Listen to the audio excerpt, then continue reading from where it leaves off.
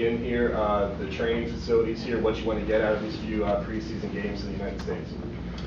Well, we've been in the States several years and we've really enjoyed it. It gives us a freedom to train. The players have a bit of freedom in themselves in their own time. The facilities we're training actually the Eagles just now, and it's fantastic. The pitch is great. They've been very accommodating to have us there at this time.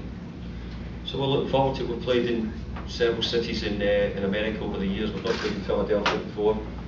I've not had a chance to see the stadium here, but they tell me it's one of the really good new stadiums, and the MLS is doing so well. So we always enjoy coming out here. You mentioned the pitches. You're going to be playing on 2 grass fields, right?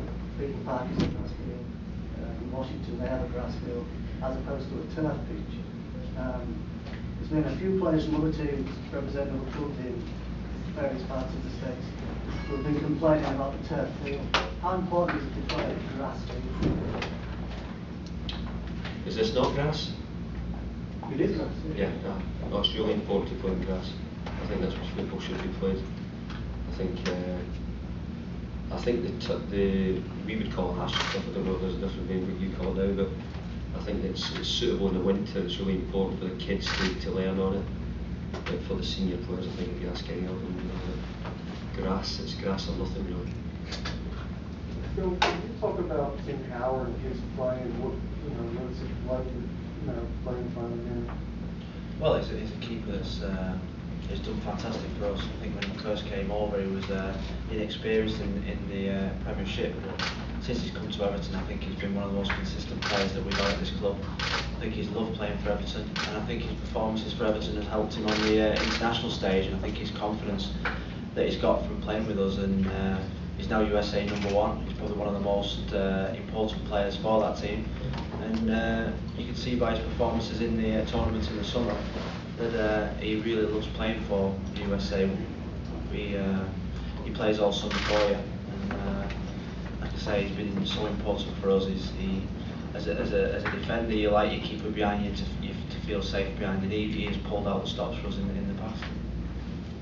David, can you talk about the impact of a player like Tim Howard and other Americans in the Premier League, and in particular on Everton? Well, I think the American boys we've had, certainly myself, have been great.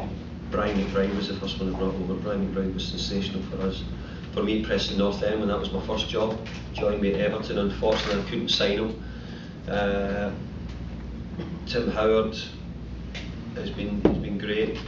And I've got to say, Landon Donovan came in loan last year here before and was terrific in the period he was in loan. So the Americans we've had over have done a great job for us. And Tim Howard at this present time is the one we've got, and we're enjoying him. He's a very good goalkeeper. Is the MLS somewhere you see drawing up more players in the Premier League more and more over the next few years? I think the MLS is growing. I quite enjoy the concept. I like the way they're doing it. I think the teams on the western coast, the new teams, the support base. We've been to Seattle, we've seen what it's like there. I see Philadelphia, I see what they're doing in Toronto. I think it's going in the right direction. I don't think it's growing too fast that they can't keep control of it. It's never easy buying a player off the MLS, though, I'm going to tell you that. Question for Mikel, if I could. You guys had a decent year last year, 7th place. Had some good results against Manchester City, Chelsea, Liverpool, but struggled sort of in the beginning of the year. A lot of points that were left on the table that you guys could have had.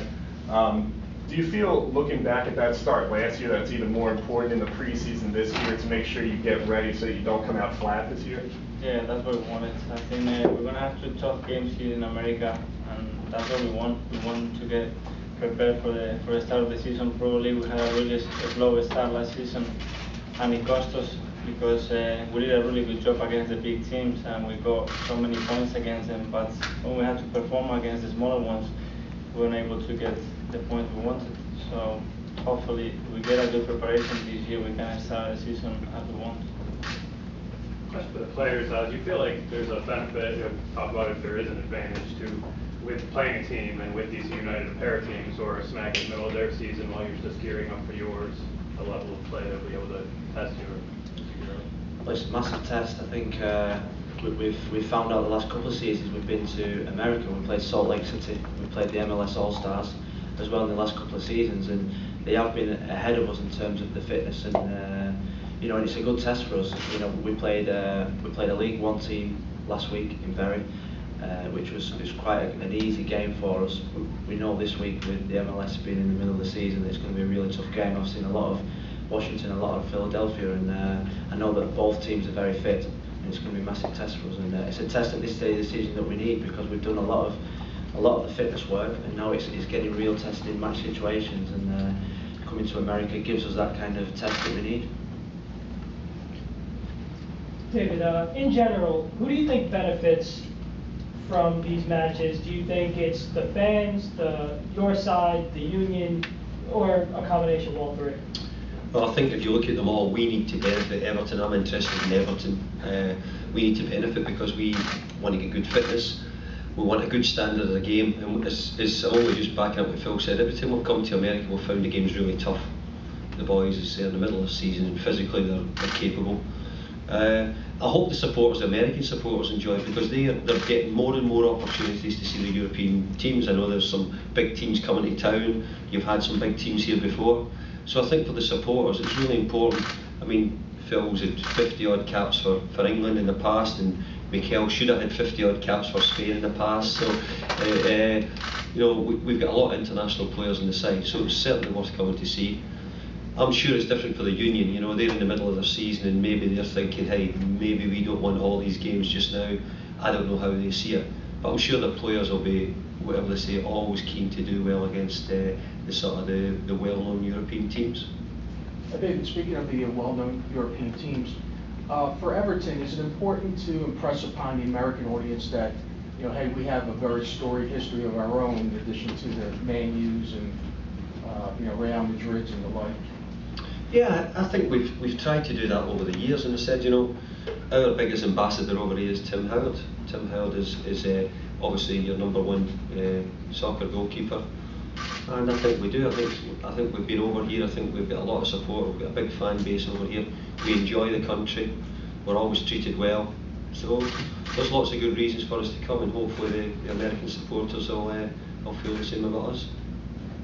Mikel, moving from outside to a central midfield, how has that changed your defensive responsibilities? Well, playing in the middle, obviously you've got much more responsibility around the team. You're involved in situations where defensively you need to be very careful on your positions, but I really enjoy playing in the middle, and that's what I've always played. I know a few years ago I was playing wider, but that's what I've been playing, and that's what I think I played better. So you guys have been, you know, on the verge of getting back to European football these last couple of years. You played in the UEFA Cup and the Europa League one year. What's the difference this year in sort of getting over the hump, so to speak, and you know, these 5th or these 6th, 7th, 8th place finishes, and sort of getting into the top 5, maybe even the top 4? Well, it's the challenge that we always have is to qualify for Europe. We've experienced it, and we really enjoyed it, and more importantly, the supporters really enjoyed it too. And I think we were unlucky last season to finish in 7th and not qualify for Europe, because that would normally guarantee us a place. But with Birmingham winning the Carling Cup and Man City qualifying in the Champions League, and so Stoke got the extra place, we were slightly unlucky. But the challenge for a club like Everton is to get as high up the league as possible, and that's finishing in European football. And you know, it's a massive challenge for us. For us to finish in the top 4 would feel like winning a trophy. We have done it in the past 6-7 years ago, but each year it seems to be getting harder and harder. So, you know, Europe is the key. You know, the players in the squad need to be playing European football, because we've got a lot of internationals in the squad, and they want to all be experiencing European football. And for the club the size of us, it's the least we all expect. When you see teams above you, like the likes of Tottenham, Madrid, Arsenal, Fabregas, you're losing key players, do you see an opportunity to get into that top 6 or even the top 4? I thought you were meaning for me to sign Fabregas and Modric, so you were talking. Would you be interested? Yeah, would be, certainly, yeah. It's nothing, not my business, you know. I can't do any of it, what those teams do, so all I can do is concentrate in our job. Does it maybe just give you a little bit of optimism that, you know, if players do depart, you can maybe just you know, gain ground on them at the very least? Well, as long as they depart away from any clubs who can affect us, but I think some of them might be going to clubs still within our league, so they're obviously very good players. What are the pressures that you guys face, in particular as a manager, with the changing financial realities, particularly in England? What are the dangers to the game in terms of just the competitiveness and kind of money that's flying around? Well, it's probably something which you, and I'm not in any way picking on you personally, but the media probably don't understand. You know, the finances in the UK are vast. What the players are earning, what the clubs are able to pay now is different from the system you've got here.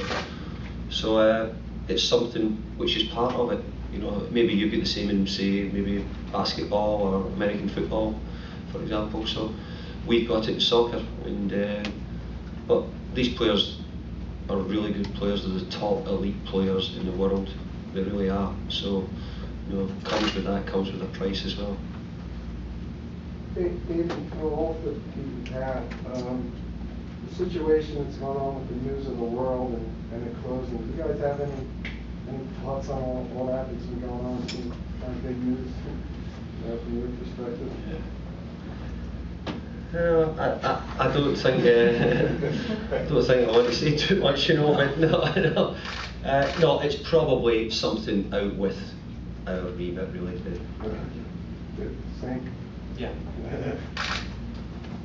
You know, this is a question for David, I guess. You know, people come over here all the time and say, you know, MLS is getting better and it's improving, and, you know, American players going over to the Premiership, you know, the sport is growing over here. But, you know, be honest, if we went over to the UK, if we were walking around Liverpool, Manchester, London, and we stopped just a few supporters in the streets, you know, do you think that they would feel the same feelings about growth of football over here as the players and the managers are saying?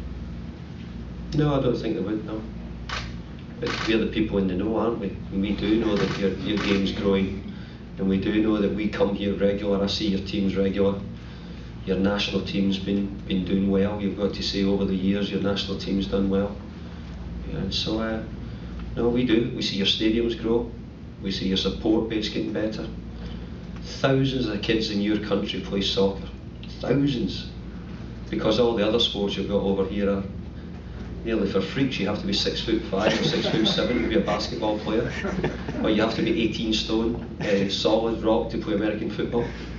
Soccer is something which everybody can play, and you know, if you're talented, you're gifted, you can play soccer. Mikel, spoke to you, a lot of young players coming through Everton, a few are on tour, Crossbar, Moscow, and a few have been in Moscow recently as well. How encouraging is it to see the development of these players and just, you know, the quality? I know a lot of people talk about Ross, especially being one of the best for a long time. I think they've got great potential. I think Everton is doing a really good job to try to promote young lads and train them really well, and the scouting they're doing is really impressive. We haven't got the finances to go and buy 10 players at the moment, so we need to find the resources to get players from somewhere else. And we've got 2 or 3 really good players. You mentioned Ross, and I think Ross is going to be a top player. He's still really young. We don't want to put too much pressure on him, but he looks really good. Yeah, I think you can buy a player for £10 million, but if you bring one of your own through, I think it brings supporters enjoy it more. I think the players enjoy it more. I think when a young player comes into the squad, I think it brings a freshness and energy. They have a fearless attitude, and you've also got to have a club that's willing to give these kids a chance, and these kids that are coming through are a club where they will be given a chance if they're good enough. And you know, we don't have the biggest squad, so they are going to get opportunities, and it's like I say, the lads that have come out on this tour are doing really well. They've got great potential, and if they keep their feet on the ground, they will get their opportunities.